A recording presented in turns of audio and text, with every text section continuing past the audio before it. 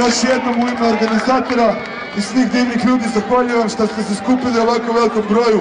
Ja sam stvarno presretan.